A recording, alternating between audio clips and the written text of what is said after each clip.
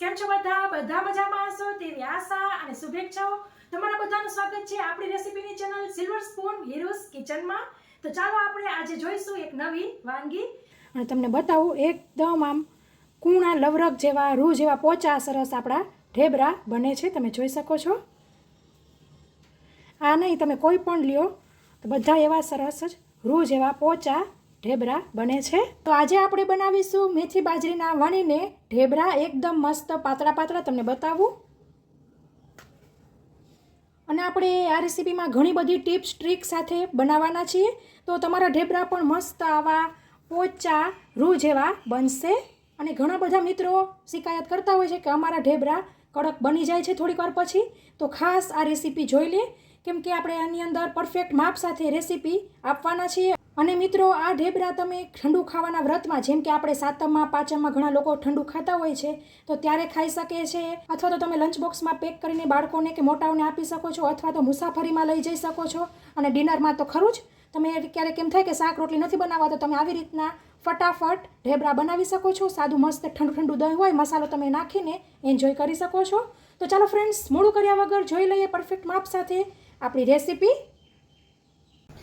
સૌપ્રથમ આપણે લીલો મસાલો કરીશું. તો તેના માટે 15 કળી લસણની લીધેલી છે, મોટી એવી છે. 1.5 ઇંચ આદુનો ટુકડો લીધેલો છે અને 5 લીલા મરચાં લીધેલા છે. આ એક તીખું લવિંગિયું મરચું છે. બીજા નોર્મલ જે મરચાં આવે તે મરચાં છે, જે ઓછી તીખાસવાળા હોય છે. તમે મરચાંની ક્વોન્ટિટી તમારા સ્વાદ પ્રમાણે વધઘટ કરી શકો છો. મિક્સર જારમાં લઈ લઈએ, પીસી લેશું. તો આવી રીતે અધકચરું વાટીને આપણે તેની અંદર પાણી ઉમેરીશું. તો 1 ટેબલ સ્પૂન પાણી ઉમેરી રહી છું. પાછું પીસી લેવું. સરસ પીસાઈ ગયું છે, તમે જોઈ શકો છો. આને આપણે હવે સાઈડ ઉપર રાખીશું. પછી આપણે ભરીને આવી રીતે બાજરીનો લોટ લેશું, 1 કપ. અને આ આપણો બીજો કપ. 2 કપ બાજરીનો લોટ લીધેલો છે. અને આવી રીતે ઘઉંનો લોટ જે આપણે રોટલીનો હોય તે લઈશું, 1 કપ. તો રેશિયો બરાબર આવી રીતના તમારે યાદ રાખવાનું રહેશે કે 2 કપ બાજરીનો લોટ અને 1 કપ ઘઉંનો લોટ. ઘઉંનો લોટ છે તેની ઉપર તેલ લઈશું. તો આપણે 2 ટેબલ સ્પૂન તેલ લેવાનું છે અને તેને આપણે આવી રીતના મોઈ લેશું. ખાલી આપણે ઘઉંના લોટને જ પહેલાં આવી રીતના કરવાનું છે. અને સરસ બધું ઘઉંનો લોટ મોવાઈ જાય એટલે આપણે બધું મિક્સ કરી લેશું.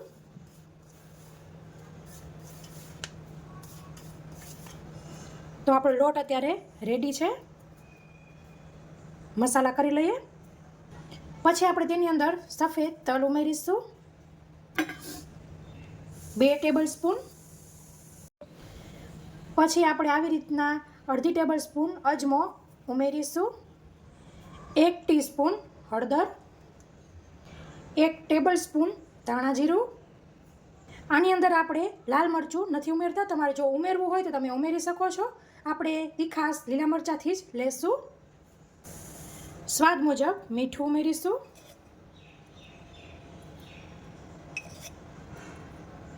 અડધી ટીસ્પૂન જેટલું. પછી આપણે તેની અંદર ઉમેરીશું સમારેલી મેથી.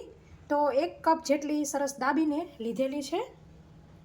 મિત્રો, જ્યારે આ બનાવતા હોય ને ત્યારે ખાસ મેથીને પહેલેથી જ સરસ ધોઈને કોરી કરી લેવી ને પછી સમારવી. તો એકદમ આવી રીતના કોરી હોય તો સારું પડશે આગળ જતાં. તો હવે આપણે બધી વસ્તુ મિક્સ કરી લઈશું.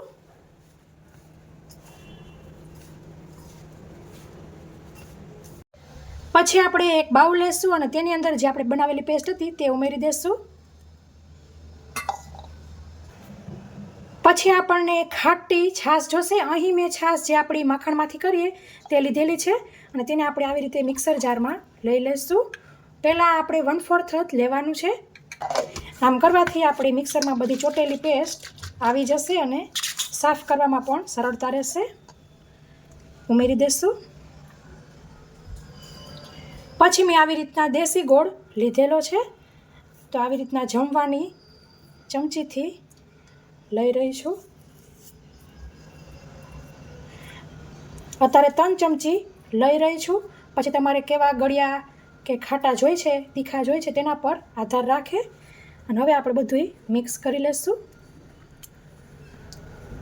હવે આપણને જે છાશની જરૂર પડશે તે આપણે એમને પ્લેન જ લેશું, જેથી આપણે આ મસાલાવાળી ને ગોળવાળી છાશ વધે નહીં. નહીંતર વધારે છાશમાં તમે બધું કરી લેશો અને લોટ ઓછી છાશમાં બંધાઈ જાય તો પછી પડ્યું રહેશે અને ફ્લેવર્સ બધી રહી જશે બાકી.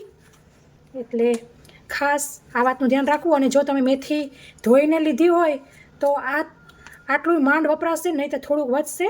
એટલે મેથી ખાસ કીધું તે પ્રમાણે કોરી કરીને લેવી. સરસ બધું મિક્સ કરી લેશું. તો હવે આપણે ધીરે ધીરે ઉમેરીને મિક્સ કરતા જશું. સાથે તમે જોઈ શકો છો ગોળ પાછો બેસી ગયો છે.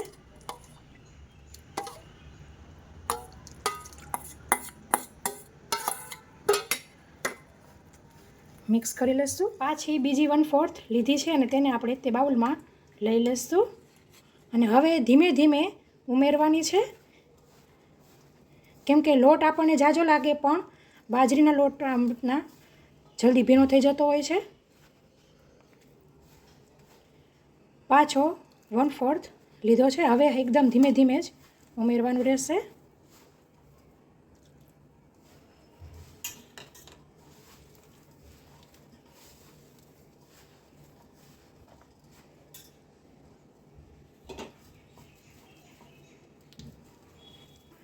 તો આપણને અત્યાર સુધીમાં 3 આવી રીતના 1/4 કપ જોયા છે.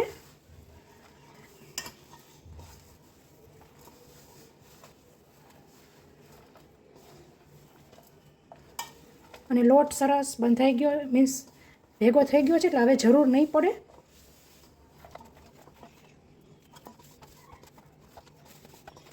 તો આવી રીતના લોટ બંધાઈ જાય ને એટલે કન્ટિન્યુ આવી રીતના 1 મિનિટ માટે મસળવાનું રહેશે.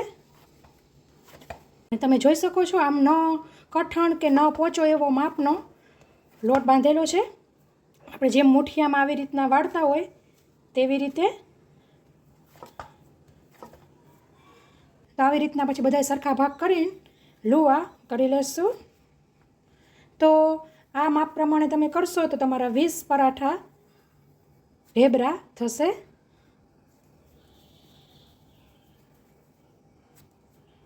સાઈઝ તમે જોઈ શકો છો, નાના નાના લુવા કરેલા છે. પછી મેં આવી રીતે સૂકો બાજરીનો લોટ લીધો છે, તમે ઘઉંનો પણ લઈ શકો છો. તો લુવું લઈને આપણે એકદમ હળવા હાથે વણવાનું છે. થોડી થોડી કિનારી ફાટશે.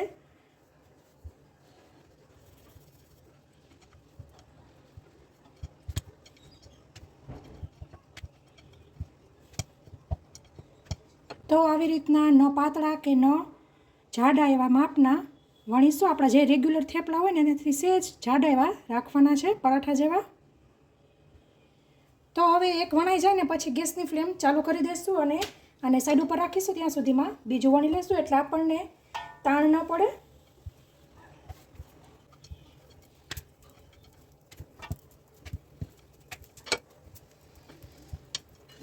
તો સીધી ધોયેલી જ તવી હોય તો સૌ પ્રથમ આવી રીતના થોડુંક તેલ લેશું. તો આવી રીતે સરસ તેલવાળી થઈ જાય એટલે આપણે આપણું ઢેબરું ઉમેરી દઈશું. ગેસની ફ્લેમ મીડિયમ રાખેલી છે. થોડીક વાર પછી આપણે ફેરવીશું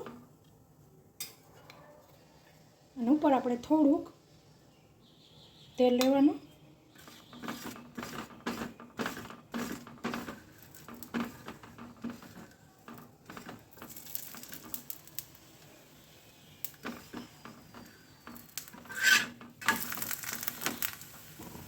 પાછું ઉપર તેલ લેશું.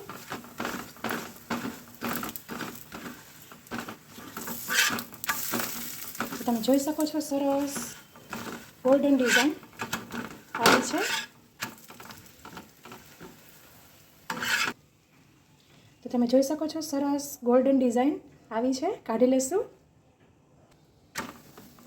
તો આમ આપણે બધાય આવી રીતે વણતા જશું અને શેકતા જશું.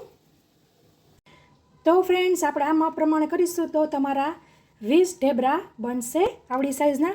અને તમને બતાવું એકદમ આમ કૂણા લવરક જેવા રૂ જેવા પોચા સરસ આપણા ઢેબરા બને છે. તમે જોઈ શકો છો.